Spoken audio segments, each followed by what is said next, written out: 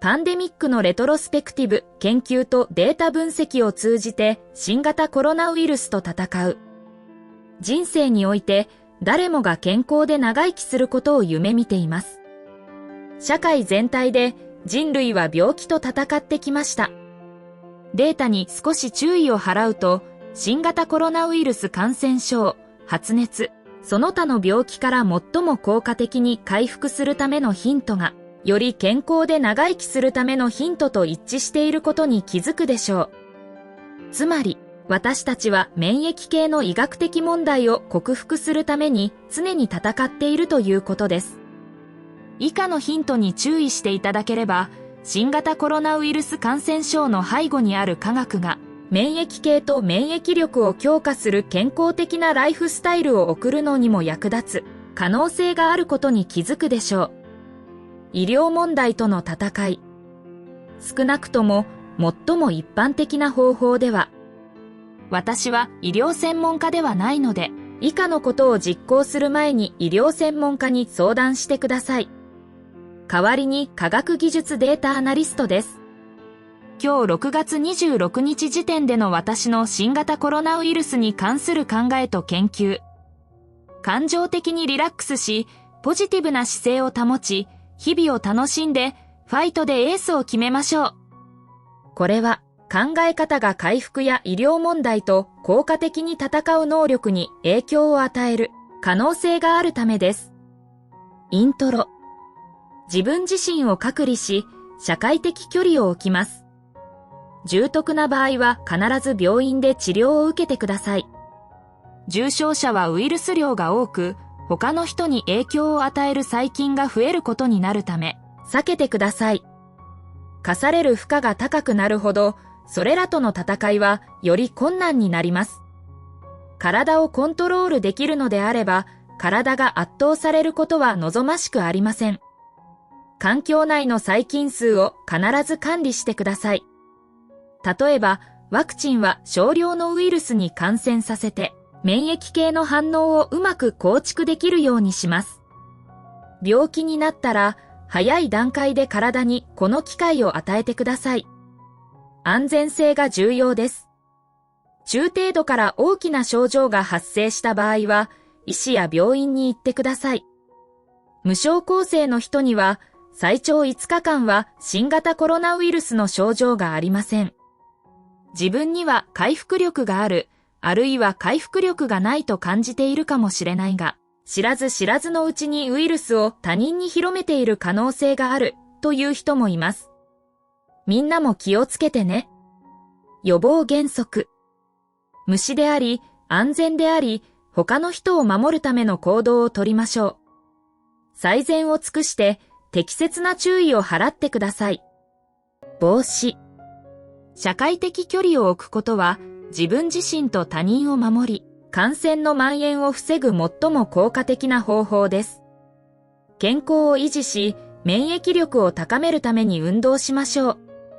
1日あたり30分間日光を浴びましょう。幸福感と体の回復力に役立ちます。リラックスしてポジティブな姿勢を保ち、ストレスを軽減し、免疫システムを強化します。より深刻な結果を軽減し、体の回復を助けるために、より多くの睡眠をとりましょう。もっと水を飲む。新型コロナウイルスは伝染性があり、簡単に広がりますので、くしゃみ、咳、鼻の汚れの共有、顔や目を触ることなどを避けてください。くしゃみや咳が肘にかかる。くしゃみ、咳、鼻を噛むことで、体から細菌を追い出し、体から有害な成分を自然に排出します。他の人への感染にだけ注意して、体内からウイルスを排出してください。シャワーや洗面台で行うと良いでしょう。手指消毒剤を定期的に使用し、いつでも利用できるようにしておいてください。新型コロナウイルスは表面に3日間持続する可能性があるため、70% エチルアルコールで表面を清掃してください。CDC ガイドラインを参照。アルコールベースの洗浄剤を使用して表面を消毒及び滅菌します。定期的に手を洗う。細菌の負荷を最小限に抑えるために、毎日または感染している場合は1日に2回シャワーを浴びてください。熱い蒸気を口と鼻から喉の奥まで吸い込むことには未知の利点があります。しかし、これが新型コロナウイルスに対する防御や管理に役立つと考える人もいます。目に触らないでください。涙ぐんだ目を消毒するために目薬を使用する。家の中に新型コロナウイルスが広がらないように、帰宅したら手洗いやシャワーを浴びてください。帰宅後に食料品や購入したものを洗う。すべての食べ物をよく調理する。公共の建物や自然の中で人が近くにいるときは、布やマスクを着用してください。最も効果的に保護するには、サングラス、フェイスシールド、マスク、手袋を着用してください。マスクなどの個人用保護具だけでは予防できない可能性があるため、他の予防措置と相乗的により多くの措置を実施してください。できる限り他の人との社会的距離を少なくとも8フィート離してください。屋内では屋外に比べて暴露量が増えるためリスクが増加します。露出はあなたが行っている活動のレベルに基づいて増減します。非常に熱狂的な会話、歌、ダンス、汗をかく活動、吐き出す量が多い激しい運動。屋内にいると密閉された空間になるため、暴露とリスクが増加します。新型コロナウイルスやその他の病気は寒さでは大丈夫だが、130度以上で死ぬという仮説を立てる人もいる。正解であれば、ほとんどの人が簡単に利用できる無料のサウナを楽しむことができます。これは私のお気に入りの革新的なアイデアです。夏の太陽の光であなたの車を焼きましょう。太陽の下で気温が85度以上になると、気温が多少低くても室温で、窓を閉めると20から70分以内に気温が130度以上になります。Google の気温グラフを参照してください。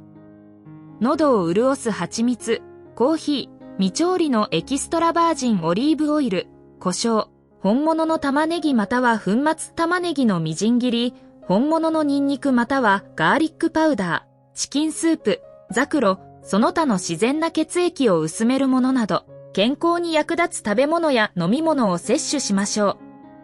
一般的な血栓関連の死亡を防ぐレシピは、重篤な健康問題のリスクを軽減できます。ビタミン C、過剰にならないように、ビタミン E、ビタミン D、過剰にならないように、などの健康的なビタミンを摂取しましょう。不健康な食べ物や飲み物は避けて、次のようなものを含めてください。ソーダは糖分濃度が高くなると免疫システムに影響を与え、体内の pH を低下させ、より理想的な新型コロナウイルス感染症の状態に近づく可能性があるためです。血液凝固により新型コロナウイルスの症状がさらに深刻になる可能性がある。症状。すべての症状を総合的に考慮して、複数の新型コロナウイルスの症状を経験すると、実際に新型コロナウイルスに感染する可能性が高くなります。症状は他の新型コロナウイルス以外の問題と相関関係があるため、複数の問題があるかどうかを検討してください。一般的な症状、体温の上昇、咳、呼吸困難、喉のかゆみ、喉の痛み、味覚や嗅覚の喪失、涙目、疲労、めまい、頭痛悪寒、下痢、体の痛み、胸痛、肺炎、サイトカインストーム炎症肺内及び体全体に発生し、重篤な致死性を引き起こす可能性があります。発作、脳卒中、心臓発作、血栓、血清下痢、嘔吐、腹痛、喘息発作、脳無、視力の問題、その他の問題を引き起こす可能性があります。あまり一般的ではない症状、腎破歯科や発疹、足の痛みを伴う病変、一部の新型コロナウイルス検査では陰性のため、関連性があるかどうかは不明。肺に影響を与えることが多いですが、影響は他の臓器、つまり心臓、血管、腎臓、腸、脳にも及びます。尿中のタンパク質や血は腎臓の損傷の兆候であり、重大な問題です。医療を受けてください。腎臓への血流は非常に重要であり、治療によりこれが起こる可能性があります。可能性のある薬物療法。咳、風邪、インフルエンザの薬と血液をサラサラにする抗炎症薬。アセトアミノフェン、イブプロフェン、タイレノール、アドビル、アスピリンなど。過剰摂取は避け、医師の診断を受けてください。一般的に脂肪の大部分は肺、心臓、血管に関連しています。心臓発作や脳卒中による閉塞など。アスピリンは抗炎症作用や血液を薄くする目的で、心臓発作、脳卒中、発熱によく使用されます。したがって、致命的な結果を軽減するのに役立つ可能性があります。新型コロナウイルス生存者と感染者の間での血液や血小の輸血が健康状態の悪化を回復または遅らせるのに役立つと感じる人もいる。9、個人的には熱を下げる薬が病気と戦うために体が熱くなる自然な反応を抑えるため、熱を下げる薬がどの程度効果があるのか疑問に思っています。体調が悪い時は体を温め、余分な睡眠をとり、汗をかくようにします。それは私が良くなるのに役立ちます。私も鼻水の内容物がなくなるまで排泄することに集中します。数日後、気分はかなり良くなり、この間は牛乳を飲みません。2020年、マラリア治療薬のクロロキンまたはヒドロキシクロロキンと必要に応じて抗生物質、アジスロマイシンを併用すると患者に役立つ可能性があると言う人もいますが、より最近の研究では、クロロキンまたはヒドロキシクロロキンの使用には測定可能な利点がないことが示されています。応答。うつ伏せに寝ると酸素の摂取量が増え、体全体の循環が促進されます。これにより、体の機能とプロセスを支援する適切な O2 レベルが確保され、感染症と最も効果的に戦うことができます。医師は毎日4時間以上の摂取を推奨していますが、1日24時間あたり7時間以上摂取するとさらに効果が得られる可能性があります。炎症と血栓は主な死因であるため、アスピリンとイブプロフェンには、特に人生を変えるような抗炎症作用や血液を薄める作用があります。新型コロナウイルスは血管を標的にします。血管の漏れや血液の凝固を引き起こします。血管が拡張すると全身に炎症が起こります。内皮細胞は血圧の調節、炎症の防止、凝固の抑制に役立ちます。一酸化窒素、脳生成による。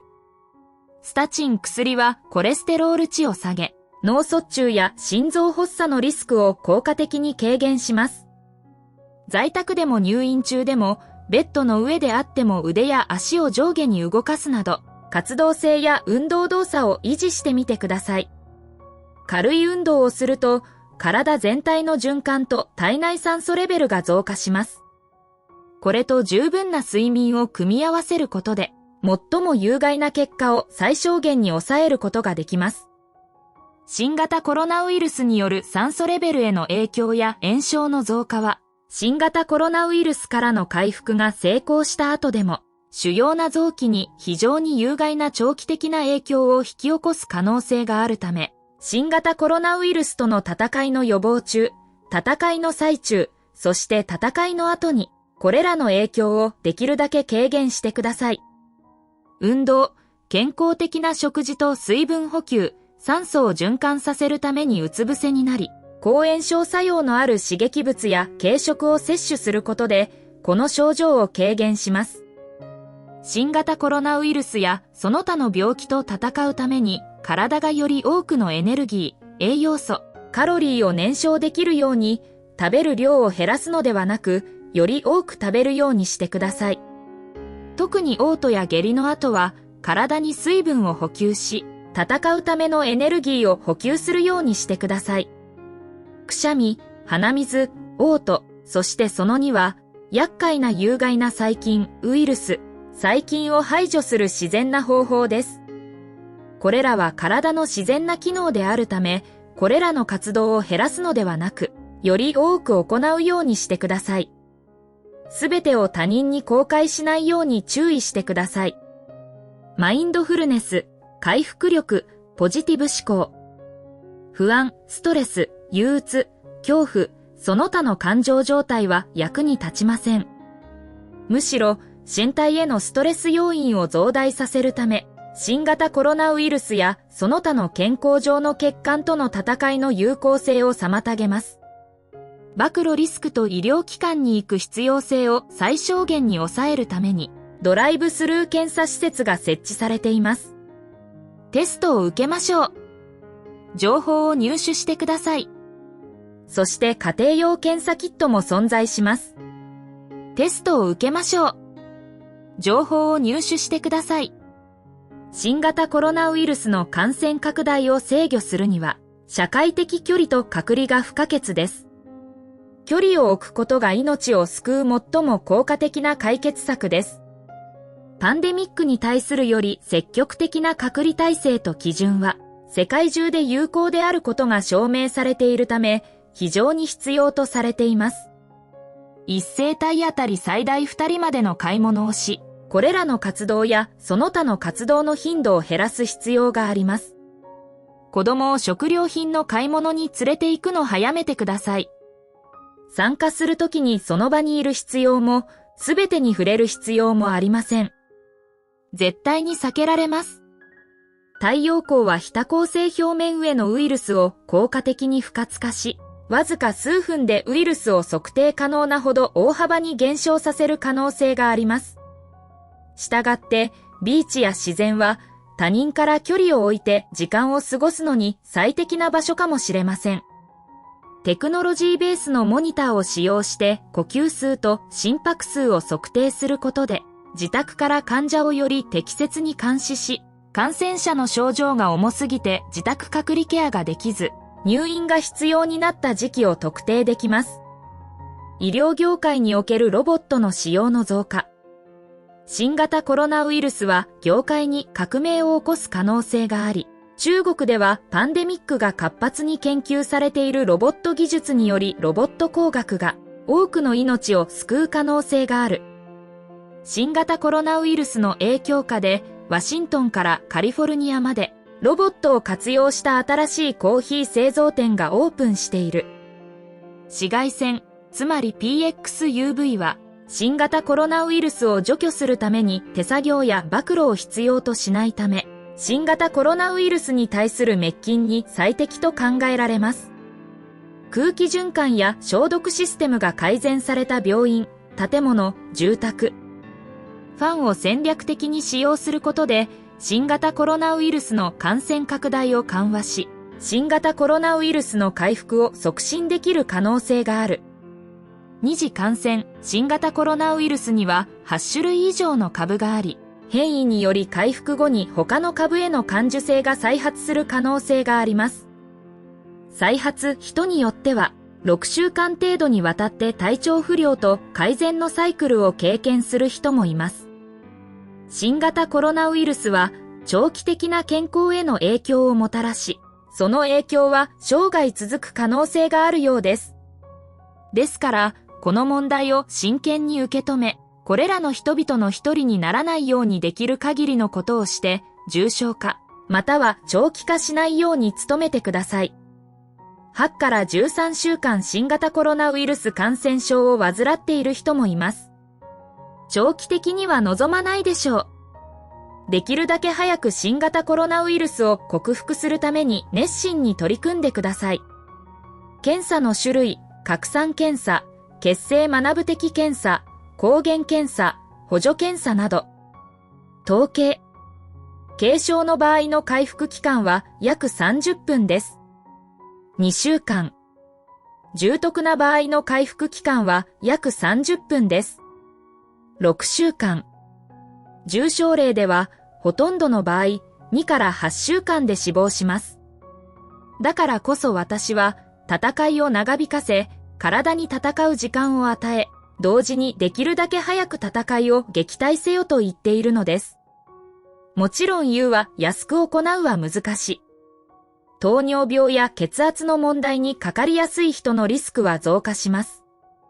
がんと新型コロナウイルス感染症に罹患すると、重度の胸部圧迫やより深刻な転機のリスクが高まります。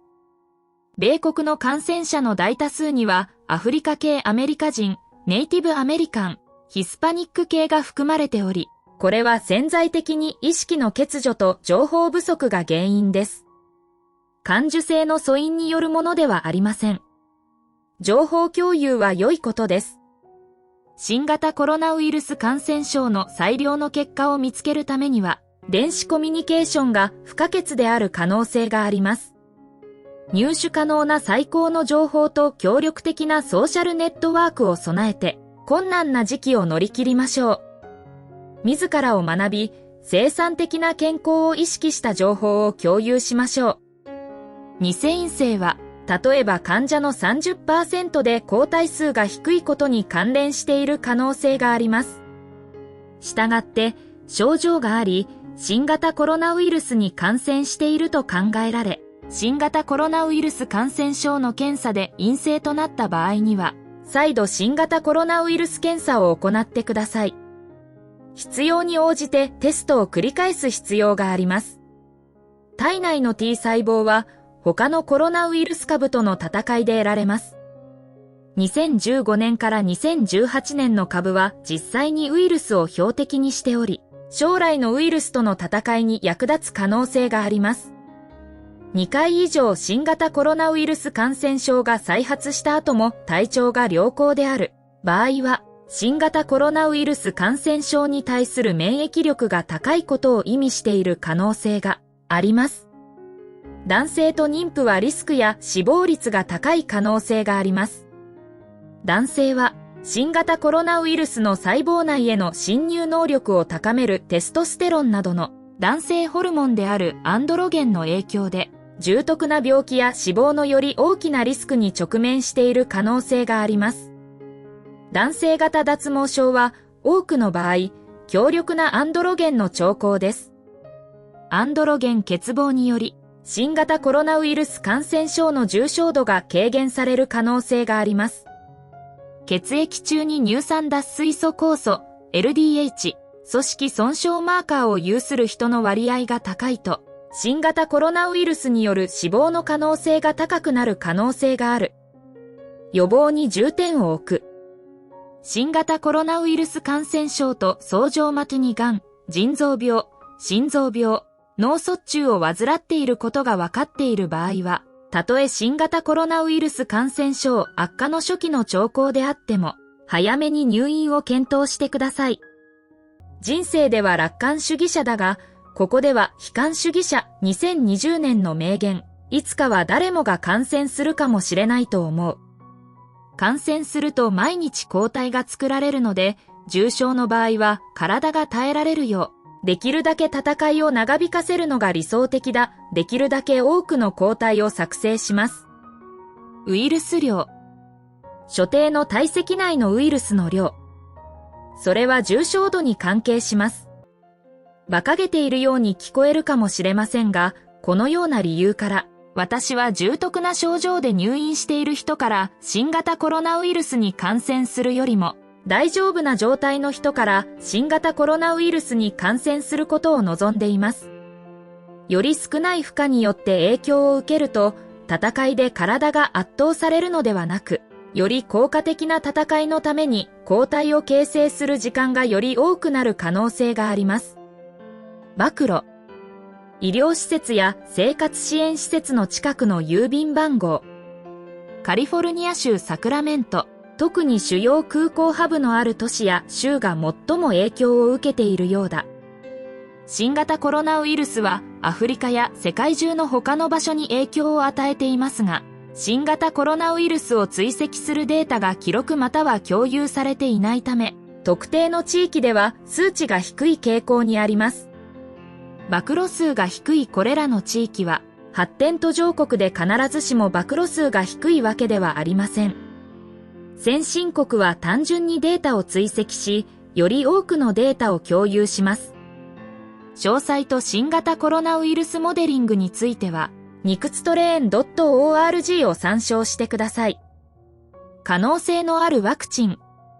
2020年4月に世界中で75以上のワクチンが製造中。科学者たちは過去に新型コロナウイルス感染症に感染した人をより正確に特定するための抗体検査、現在は感染していないが以前に感染していた可能性があるかどうかを確認する検査をますます作成しています。これらの抗体検査により誰が回復したかを簡単に特定できます。迅速な回復を研究することは最も貴重なことかもしれません。他のワクチンは一つの特定の抗体の複製に基づいています。男性を対象とした抗アンドロゲン剤の臨床試験により、新型コロナウイルスの重症度と死亡が減少する可能性がある。抗凝固薬、抗炎症薬、抗血小板薬、スタチンの治験が存在する。ラテンアメリカでは、抗寄生虫薬であるイベルメクチンの治験により、新型コロナウイルスによる死亡率が劇的に減少しました。ある研究では、人工呼吸器の必要性が 65% 減少し、死亡率が 83% 減少しましたが、この研究には数値が歪んでいる可能性があります。スペインと南米もこれをテストしました。2020年4月牛の検査では、牛が様々な角度から新型コロナウイルスと戦うための多様でより効果的な抗体を形成していることが示された。また、血液経路が拡張されているか長いため、抗体の形成が迅速に行われます。これに関して、有効なワクチンを確認するための検査が行われる可能性があります。効果のない試験。抗マラリア薬のクロロキンまたはヒドロキシクロロキンの摂取は、基地の稀な不整脈や死亡につながりますが、新型コロナウイルス感染症に対する有効性は不明で決定的ではありません。新型コロナウイルスによる死亡の軽減に優位な効果が見られなかったため、治験は中止された。科学的出口の考え。カリフォルニアでは看護師と暮らしており、科学の専門職についている私たちイラン人も、私たちの理論が大好きです。彼女は私たちの新型コロナウイルスに関する議論を本当に楽しんでくれ、病院から直接解くた洞察が上記の研究に反映されていると提供してくれました。不確実な時代には様々な見解、意見、科学的データ、医学的意見の共有を排斥する時ではありません。代わりに私はすべての見解や情報を認識し、自分にとって最も正確で真実だと思うことに基づいて、十分な情報に基づいた意見や行動を形成することをお勧めします。すべてを聞き、すべてを理解し、すべてを精査し、自分にとって最善の行動をとりましょう。カスタマイズされたアクションが最適です。有益な学術情報を読み続けて共有してください。人々は自分が新型コロナウイルス感染症に無症状であることに気づいていない可能性があります。人々はそれを知らず知らずのうちに広めてしまうのです。研究をすればするほど、感染者を最も効果的に隔離することで感染の拡大を最小限に抑えることができます。私たちには新型コロナウイルスの感染経路を可能な限り阻止し、軽減する責任があります。これはすべて私の研究の概要に過ぎず、注意深い行動に対する意識を高め、研究を奨励するために共有されています。上記は単なる情報です。これは、新型コロナウイルス感染症の発症に伴って受けるべき医療ケアに代わるものではありません。私は予防原則に従って生きています。すべての情報を聞き、信頼しますが、すべての情報を確認します。必要に応じてケアを受けてください。認定医療提供者の医学的アドバイスを受けるために必ず相談してください。これがなぜ重要なのか。これはすべて数年前の訴求マトゥナレビューです。上で述べたように、新型コロナウイルスを克服する方法を理解することは、他のウイルスや病気を効果的に克服するのにも役立つ可能性があります。このことを踏まえると、この研究は非常に貴重なものではないかと思います。上記の研究は、非常に複雑で精緻な大量の科学情報に基づいて行われました。Facebook サバイバーコープスのグループ投稿は、重度から中等度の結果をもたらした人々からの非常に精巧なデータソースでした。ここで相互作用を分析することで、様々な症状、治療法、結果間の類似点についての洞察が得られました。これがお役に立てば幸いです。おそらくご存知の通り、新型コロナウイルス感染症 COVID-19 は、この種のパンデミックとしては初めてではありません。きっともっとたくさんあるでしょう。新型コロナウイルスもまだ終わっていません。今でも新型コロナウイルスによって人が亡くなっています。気をつけて安全を確保してください。体調が悪い時は必ずソーシャルディスタンスを実践してください。すごく楽しいですよ。その方法については以下をご覧ください。イブリン・パリアーCOVID ソーシャルディス DANCING YouTube ビデオ。以下にコメントしてください。この情報がより健康的な生活を送るのに役立つと思いますか？私の研究に同意できないものはありますか？ご参加いただきありがとうございます。画像をクリックして購読し、あなたのために作られたビデオをもっとご覧ください。